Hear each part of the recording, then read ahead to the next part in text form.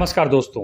भारत में e sports industry तेजी से बढ़ रही है और अब इसका अगला बड़ा पड़ाव कॉलेज कैंपस बनने जा रहे हैं। कुछ साल पहले तक वीडियो गेम खेलना केवल मनोरंजन का साधन माना जाता था, लेकिन आज यह करोड़ों रुपए की इंडस्ट्री बन चुकी है। प्रोफेशनल खिलाड़ी, स्ट्रीमर, कंटेंट क्रिएटर और ई स्पोर्ट्स ऑर्गेनाइजेशन लाखों युवाओं के लिए नए करियर के अवसर पैदा कर रहे हैं। इस बीच क्राफ्टन इंडिया ने अपने कॉलेज ई स्पोर्ट्स प्रोग्राम को और आगे बढ़ाने का फैसला किया है। कंपनी देश के अलग अलग कॉलेजों में जाकर छात्रों को ई स्पोर्ट्स से जोड़ने का प्रयास कर रही है। लेकिन सवाल यह है कि आखिर इस पहल का उद्देश्य क्या है? इससे छात्रों को क्या फायदा होगा और क्या वास्तव में भारत के कॉलेज भविष्य के ई स्पोर्ट्स सितारे तैयार कर सकते हैं? आइए समझते हैं इस पूरे मसले को।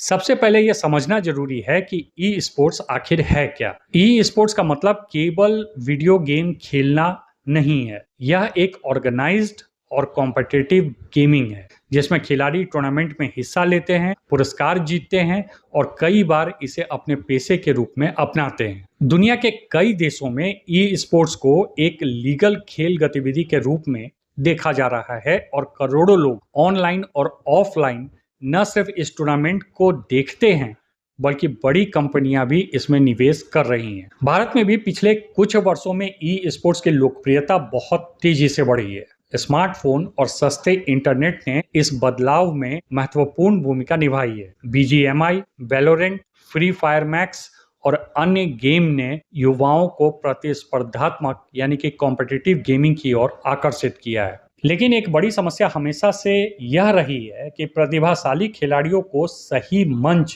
नहीं मिल पाता। बहुत से खिलाड़ी स्कूल और कॉलेज के दिनों में ही अपनी क्षमता दिखाते हैं, लेकिन उनके पास आगे बढ़ने का कोई स्पष्ट रास्ता नहीं होता। यहीं पर कॉलेज ई स्पोर्ट्स प्रोग्राम की भूमिका शुरू होती है। क्राफ्टन इंडिया का मानना है कि भारत के कॉलेजों में बड़ी संख्या में ऐसे छात्र मौजूद हैं जिनमें प्रोफेशनल ई स्पोर्ट्स खिलाड़ी बनने की क्षमता है। इसलिए कंपनी कॉलेज कैंपसों में जाकर छात्रों को ई स्पोर्ट्स से जुड़ी गतिविधियों में शामिल कर रही है।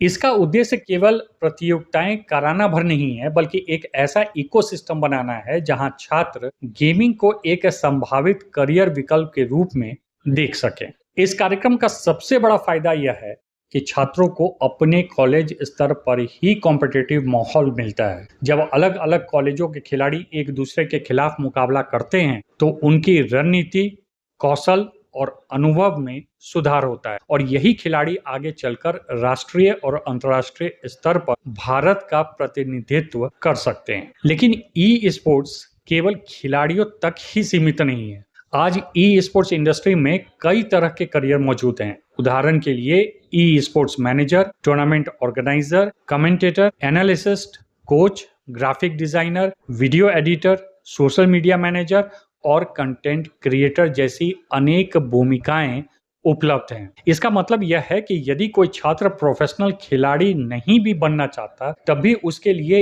ई स्पोर्ट्स इंडस्ट्री में कई अन्य अवसर मौजूद हैं, उनके अपने अपने इंटरेस्ट के अनुसार। एक और महत्वपूर्ण बात यह है कि कॉलेज स्तर पर ई स्पोर्ट्स को बढ़ावा देने से छात्रों में टीम वर्क, रणनीतिक सोच और निर्णय लेने की क्षमता का विकास होगा। हालांकि कई लोग गेमिंग को समय की बर्बादी मानते हैं, लेकिन कॉम्पिटिटिव ई स्पोर्ट्स में खिलाड़ियों को दबाव में निर्णय लेना, टीम के साथ कोऑर्डिनेशन बनाना और लगातार अच्छा प्रदर्शन करना पड़ता है। यह सभी कौशल वास्तविक जीवन और पेशेवर दुनिया में भी उपयोगी साबित होते हैं। हालांकि इसके साथ साथ कुछ चुनौतियां भी जुड़ी हुई हैं। सबसे बड़ी चुनौती है संतुलन बनाए रखना। छात्रों को यह समझाना होगा कि शिक्षा और ई स्पोर्ट्स दोनों महत्वपूर्ण हैं। यदि कोई छात्र केवल गेमिंग पर ध्यान देता है और पढ़ाई की उपेक्षा करता है तो यह उसके लिए नुकसानदायक भी हो सकता है। इसलिए कॉलेज ई स्पोर्ट्स प्रोग्राम का उद्देश्य गेमिंग को शिक्षा का विकल्प बनाना नहीं, बल्कि एक अतिरिक्त अवसर प्रदान करना है। दूसरी चुनौती है जागरूकता की कमी।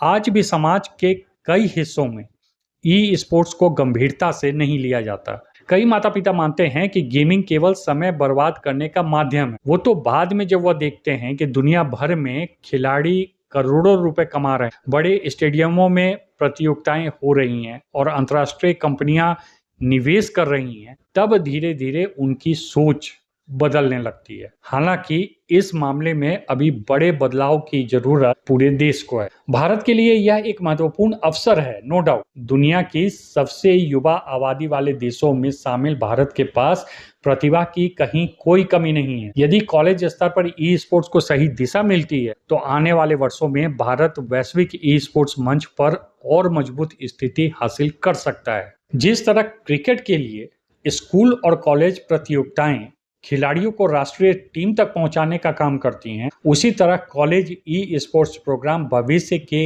ई स्पोर्ट्स सितारों को तैयार कर सकता है। क्राफ्टन इंडिया की यह पहल इसलिए भी महत्वपूर्ण है क्योंकि यह केवल एक टूर्नामेंट आयोजित करने तक सीमित नहीं है।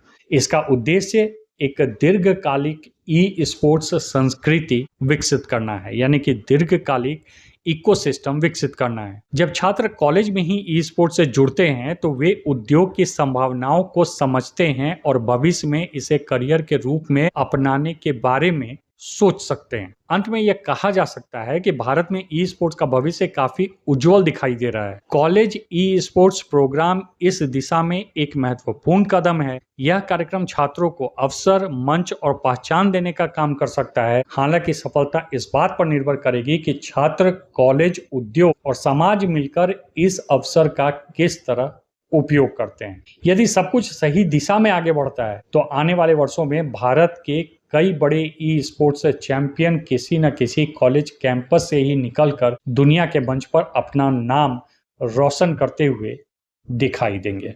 आपका इस संबंध में क्या राय है, कमेंट करके मुझे जरूर बताएं। Thanks for watching.